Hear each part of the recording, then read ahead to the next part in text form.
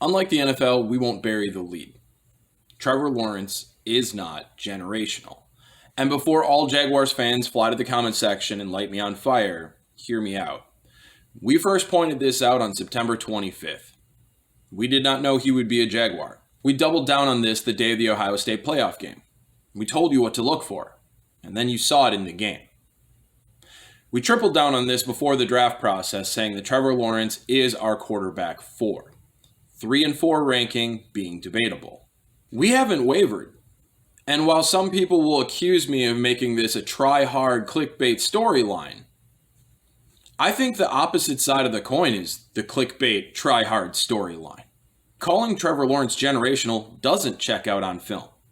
And it doesn't check out with what we're hearing out of the league. When we put out our board, we had Trevor Lawrence as 2 originally. Chris Sims put out his board, and we heard that there were multiple sources within the league that had Zach Wilson rated ahead of Trevor Lawrence. We also heard how teams were growingly infatuated with Trey Lance, who we had as 3rd going to San Francisco the day San Francisco traded into 3. Right before the draft, you saw on NFL.com, people connected to the league interviewed, and you heard things such as, if I had pick 1, I'd want to take Zach Wilson, but I'd be afraid not to take Trevor Lawrence. Or if Trevor Lawrence and Joe Burrow were in the same draft 100 out of 100 times, I'd take Joe Burrow. After the draft, Cynthia Freeland releases an article where she reportedly contacted 16 teams. 8 of them had Justin Fields as number 1 on the board. The guy went 11th.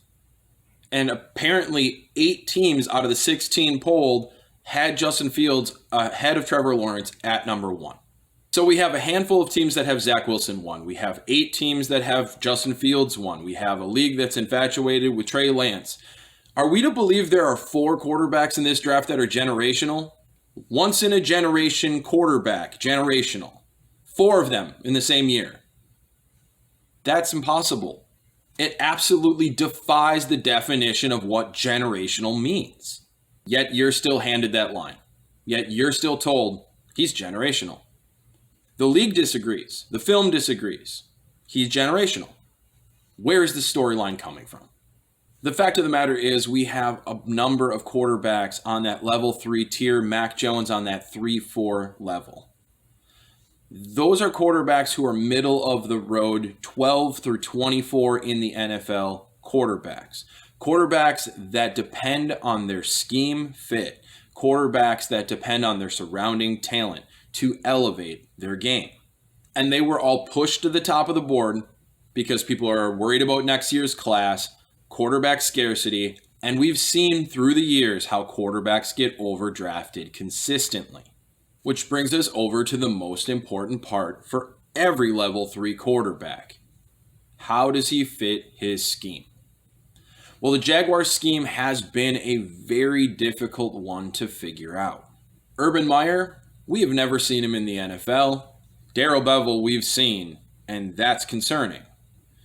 And when you look at it through the lens of Darrell Bevell, you get worried about what happens to Trevor Lawrence because he's low in the league when it comes to pre-snap motion. He's low in the league when it comes to yak creation. He's low in the league when it comes to play action. That is not a good sign for any quarterback in the current landscape of the NFL. But Urban Meyer is very much so the opposite. So hashing out how that would combine together is something that took a great deal of work. I spent a lot of time on this offseason trying to figure out what we could project of the Jaguars scheme going into the 2021 season. This was going through articles, seeing what the people in Jacksonville are saying as far as identifying who's in control. What is the idea and the vision of the offense? How much control will Bevell have? How much will Urban have? What roles do they see players in? And the key to this that really set off the chain and the final piece of the puzzle that really made the picture come clear for me was the drafting of Etienne and how Urban Meyer envisions using him. When he said that he is the Curtis Samuel of the offense, that made this very clear. Darrell Bevell's role is the brick and mortar NFL tried and true coach who's going to take the college vision and turn it into an NFL offense. It's not a one for one from college to NFL. You ask KK in Arizona how that works. You have to modify the offense slightly so that it fits into the schemes of the NFL. And that's what Bevell's job is. It is the Urban Meyer offense, but it's through Bevell's eyes. And when you look at that offense and you look at the tendencies that Urban Meyer shows in college, the max protect 3 verticals, the zone running game, the spread out isolation on the interior, all these things point to one offense that we've seen in recent years as a mirror. And a mirror is an offense that shows you what something new is going to look like. It is the representation that we've seen in the past that will most closely resemble what we're about to see in the future. And that offense is the 2018-2019 Anthony Lynn, Ken Whisenhunt Chargers offense. And maybe those names don't inspire a lot of confidence in you, but they actually should. Because if you look at the roster to the roster for the Chargers and the Jaguars right now, you look for your Travis Benjamin, that's Agnew. You look for your Tyrell Williams, DJ Chark. But we know how this offense functions. There are 3 spots on the field who get loaded with touches.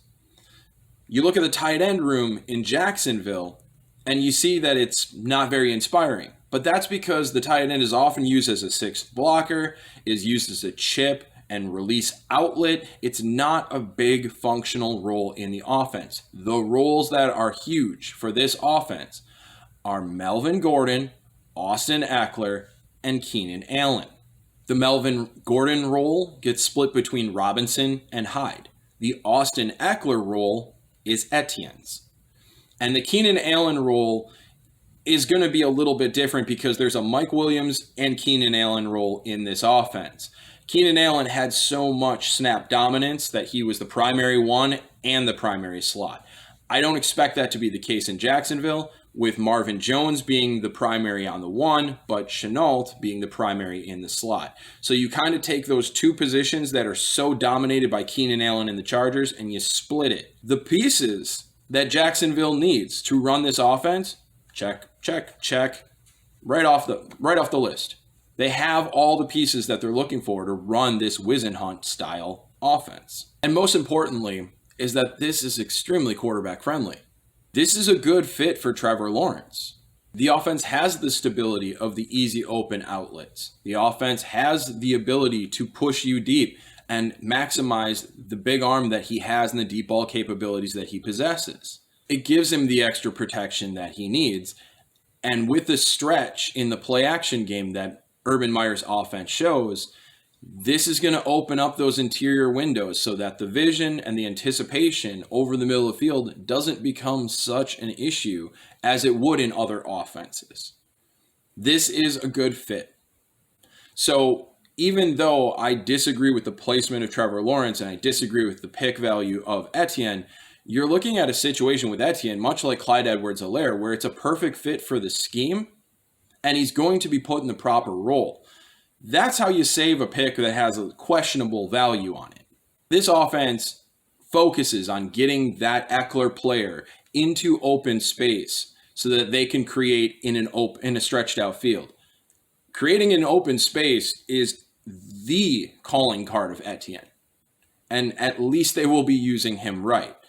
But they will also be using Trevor Lawrence right if they go down this Whisenhunt road. But even though the fit is good, this is an offense that produces, for the Keenan Allen role, which is split in Jacksonville, the running backs heavily. It's not really a quarterback offense. Even though it's quarterback friendly, you don't see the big numbers out of the quarterback in this offense. But this makes me much more confident in the floor of Trevor Lawrence. When you look at him from a fantasy football perspective, I expect him to settle into that 12-16 range of quarterbacks. Some years a blip to 8, some years a downtrodden year in the 19s and 20 range of quarterbacks overall for scoring. But at least the stability is there within what you should expect from this offense. So while I feel many of you should be dropping your expectations on Trevor Lawrence in his rookie deal, I'm actually raising mine a little bit. The Whisenhunt look of this offense fits well. And if that puzzle's coming together right, and the look of Jacksonville is as expected, it's up to the offensive line and the defense to elevate this team. The offense will do their job, but that defense and the offensive line, they need to come along for the ride. The Jaguars are getting better. It is pointing in the right direction. But we're going to need to see some proof before we start singing their praises. Love you guys. We need you. Stay strong, and I'll see you on the other side.